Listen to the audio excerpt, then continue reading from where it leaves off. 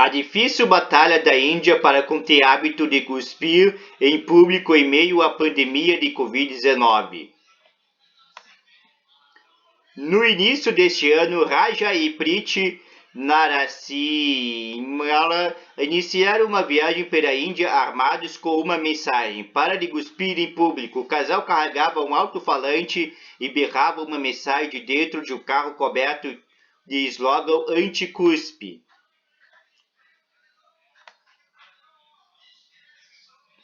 Se você já passou algum tempo na Índia, sabe o que o casal Narisim está enfrentando? Cuspir na rua é algo comum no país, às vezes simples e fleumática ou vermelho sangue, fruto da noz de betele ou pan, ervas mascáveis tradicionais do país, com tabaco. O catarro decora paredes comuns e também edifícios poderosos da Índia. Há resquícios de cuspe até na histórica ponte Howrah da cidade de Calcutá. Assim, marido e mulher viajam pelo país com o objetivo de proteger as ruas, edifícios e pontes dos cuspitores. O casal Narasimha mora na cidade de Pune e desde 2010 eles se autodenominam guerreiros contra o flagelo das cuspidas, fazem oficinas, campanhas na internet, também presenciam a lei de mutirões de limpeza junto dos municípios locais. Tentam de tudo. Uma vez, diz Raja, eles fizeram uma pintura sobre as manchas de pan em uma parede da estação ferroviária de Pune, mas as pessoas começaram a cuspir novamente 3 dias depois. Não há razão para cuspir na parede, diz. Algumas cidades como Pune tentam fazer com que os homens limpassem o próprio cuspe na rua. As reações ao trabalho do casal variam da diferença à raiva. Raja Narasimha se lembra de um homem que, nervoso com a advertência contra o Gus, perguntou: qual é o seu problema? É propriedade do seu pai? Mas a pandemia de Covid-19 que atingiu a Índia mudou algumas coisas, diz Priti. Alguns cuspitores até se desculparam. O medo da pandemia os fez pensar, diz ela. Um país cuspitor. A batalha da Índia contra o cuspe das ruas sempre foi tímida. A cidade de Mumbai já usou fiscais voluntários que repreendem as pessoas que cospem, sujam ou urinam em público, mas o projeto foi amplamente ignorado. Então veio a Covid-19, cujo risco de transmissão não combina com o hábito de homens indianos.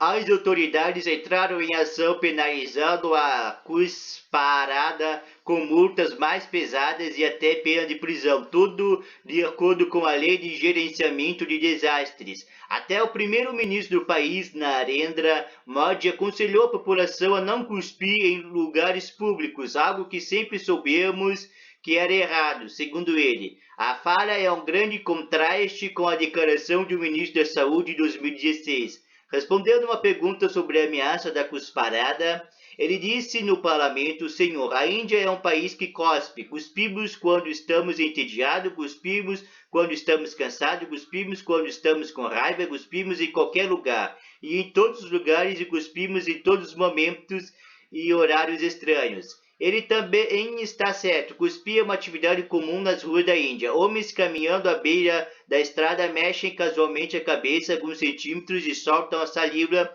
Homens dirigindo carro, bicicleta e auto-rickshaws não hesitam em colocar a cabeça para fora dos semáforos para cuspir. O ato geralmente vem com um aviso, um som gradual único quando eles colocam o escarro agressor, e o hábito é predominantemente masculino. Os indianos se sentem confortáveis com seus corpos, diz o colunista Santos Desai, e com tudo que sai do corpo. Há uma facilidade inconsciente em fazer as suas necessidades em público, diz ele. Se eu estiver desconfortável, vou imediatamente fazer alguma coisa sobre isso. A aldeia se conter realmente não existe. Cuspir também é uma forma de brinde que alimenta a masculinidade tóxica, diz o Dalak Mukherjee, editor associado do jornal indiano Telegraph. É comum ver homens cuspindo ervas mastigáveis nas ruas de cidades indianas.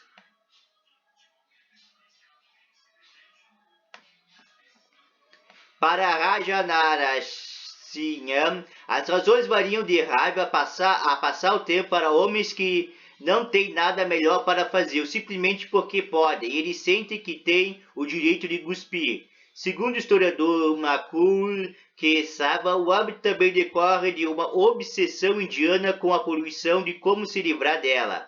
Alguns historiadores acreditam que essa obsessão pode ser atribuída às noções hindus e das cartas superiores de manter pureza corporal, descarregando qualquer coisa suja para fora de casa.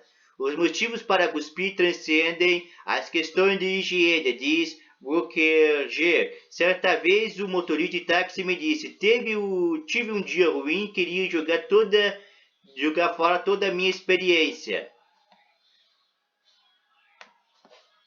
A guerra contra a saliva.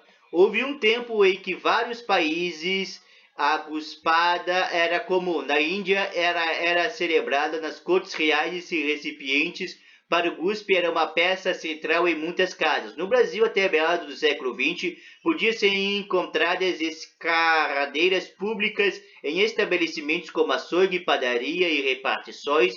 Consistia em uma peça de porcelana na forma de pia, muitas vezes decorada com motivos florais fechadas com uma tampa de metal que se abria por uma haste adicionada por um pedal. O apetrecho e o hábito de uso foram certamente trazidos da Europa pelos portugueses. Na Europa da Idade Média, você podia cuspir durante uma refeição desde que debaixo da mesa. Éramos descreveu que sugar saliva era desumano. Em 1903, o britânico Medicinal Journal rotulou os Estados Unidos como um dos centros mundiais de tempestade de cuspe. Na década de 1880, Nova York se tornou a primeira cidade americana a proibir a cusparada. Na prática, um aviso: não cuspa na calçada, isso espalha doenças.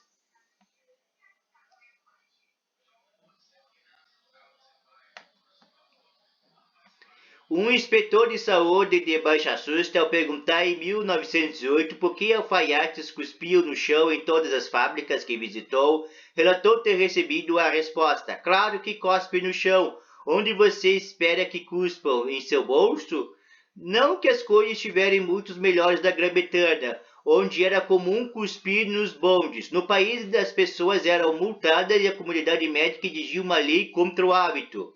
As escarradeiras do mesmo formato das existentes em outros países da Europa e também no Brasil eram chamadas de spitons.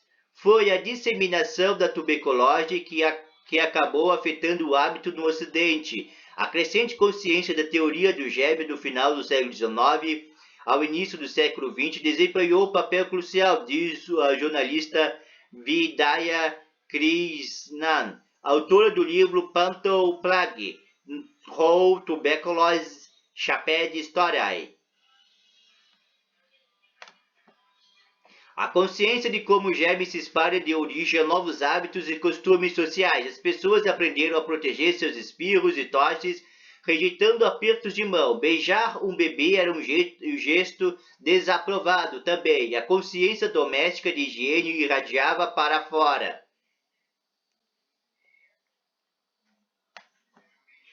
Dois anos depois do início da pandemia, esforços para conter cuspidas públicas perderam a força na Índia. Priti Cristina diz que o aumento da consciência levou a uma mudança de comportamento nos homens indianos, uma vez que eles eram e ainda são os que cospem em público em uma escala que faz com que doenças infecciosas como a tuberculose se espalhem. Mas a Índia tem uma série de obstáculos a superar, diz Christian. O poder público nunca se esforçou muito para acabar com o hábito. E cuspir ainda é socialmente aceitável, seja depois de mascar o tabaco, os esportistas cuspindo para as câmeras ou cenas de Bollywood, com homens cuspindo enquanto lutam entre si. Raja Narasimha lamenta o hábito, mesmo se eu tiver que cuspir onde eu cuspo. Ele diz, quando eu era criança em Calcutá, lembro de escarradeiras amarradas a postes de luz cheia de areia. Eles desapareceram e as pessoas gospem em toda parte. E existem desafios maiores de uma mudança de comportamento em grande escala ou intervenção de saúde pode descartar casta, classe, gênero, diz Pete Krishna. Na Índia, o acesso a banheiros, água encanada e um bom encanamento são questões de privilégio. Especialistas em saúde alertam que a simples punição a pessoas sem tentar entender por que elas cospem não vencerá a guerra contra o hábito. E 2 anos depois do início da pandemia de Covid-19, o zelo pela cura desse vírus em particular está diminuindo. Mas Raja e Priti Narasimha não se intimidaram em seu ativismo na rua. A maioria das pessoas não sabem que o hábito pode contribuir para a disseminação da Covid-19, diz o casal. Isso é algo que eles podem, pelo menos, mudar um pouco. Tudo bem se estivermos perdendo tempo, mas vamos tentar, diz Priti Narasimha. Se pudermos criar uma mudança de atitude em 2% das pessoas, então faremos a diferença.